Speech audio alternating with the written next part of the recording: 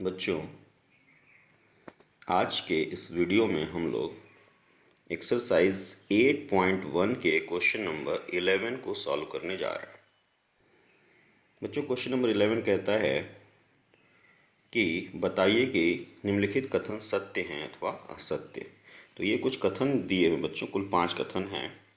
इन 5 कथन को आपको चेक करना है कि सत्य हैं अथवा असत्य। जो पहला कथन है वो है कि tan a का मान सदैव 1 से कम होता है। इसको आपको चेक करना है कि ये सत्य है अथवा असत्य। तो आइए बच्चों देखते हैं इसको।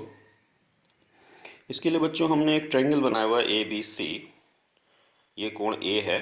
इस कोण के सामने की भुजा परपेंडिकुलर होगी, ये बेस होगा और ये हाइपोटेन्यूस होगा। अब चूंकि यहाँ पे परपेंडिकुलर छोटा है, बेस बड़ा है, tan a का मान हम जानते हैं कि परपेंडिकुलर अपॉन बेस होता है। परपेंडिकुलर छोटा है, बेस बड़ा है, इसलिए यहाँ पे tan a का मान 1 से कम होगा, क्योंकि ये अंश छोटा है, हर बड़ा है, तो 1 से कम मान आएगा, नो डाउट। लेकिन अब थोड़ा दूसरा केस देखिए, जिसमें कि ये हमने फिगर में ड्रॉ किया हुआ है। इसमें हमारा परपेंडिकुलर बड़ा है।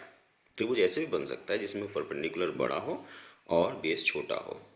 तो यहाँ पे बच्चों, चूंकि परपेंडिकुलर बड़ा है और बेस छोटा है, तो tan a का मान 1 से बड़ा होगा।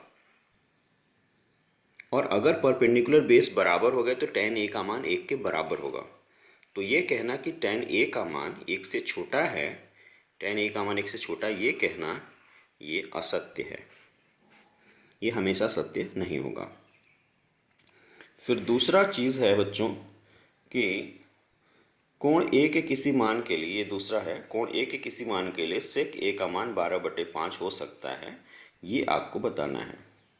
तो sec a बच्चों परिभाषित करते हैं हाइपोटेन्यूस अपॉन बेस, कर्ण बटे आधार। चूंकि कर्ण हमेशा बेस से बड़ा होगा, तो sec a हम लिखेंगे, अगर a कोई मान है तो उसमें कर्ण हमारा बेस से हमेशा बड़ा होना चाहिए। तो यहाँ पे sec a बराबर 12/5 दिया हुआ है, तो चूंकि कर्ण बड़ा है, बेस छोटा है, इसलिए हम कह सकते हैं कि ये कथन सत्य है। एक कोण a के किसी मान के लिए निश्चित तौर पे sec a का मान 12/5 हो सकता है। अब आइए, कहता है कि cos a कोण a के लिए कोसेकेंड के लिए प्रयुक्त एक संक्षिप्त रूप है। बच्चों, जो कोसेकेंड ये जो शब्द प्रयुक्त किया जाता है वो कोसेक के लिए प्रयोग किया जाता है, न कि कॉस के लिए। कॉस के लिए बच्चों प्रयुक्त किया जाता है कोसाइन। कोसाइन शब्द का प्रयोग होता है कॉस के लिए। कोसेकेंड कोसेक के लिए प्रयोग किया जाता है, इसलिए यह असत्य है।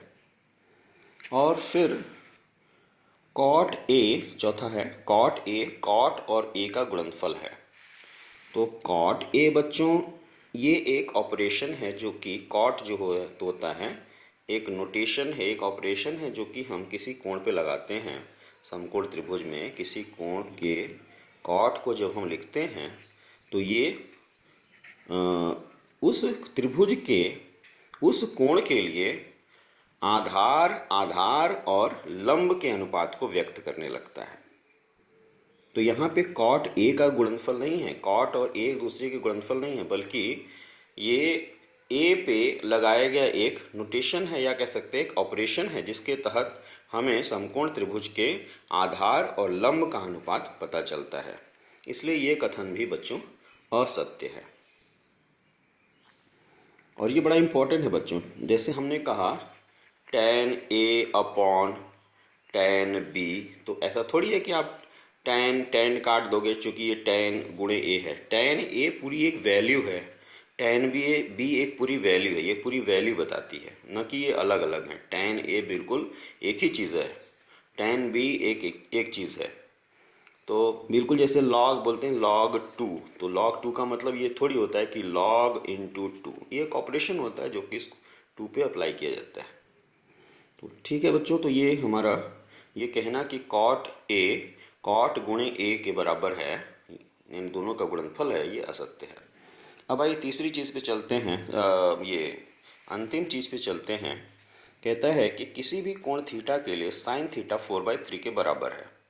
तो साइन थीटा 4/3 के बराबर है, तो साइन थीटा का मान पहले पता करते हैं। तो ये परपेंडिकुलर अपॉन हाइपोटेन्यूज होता है। तो परपेंडिकुलर अपॉन हाइपोटेन्यूज का मतलब कि कर्ण जो है बड़ा होगा और लंब हमेशा छोटा होगा, यानी ये वैल्यू सदैव 1 से छोटी होगी।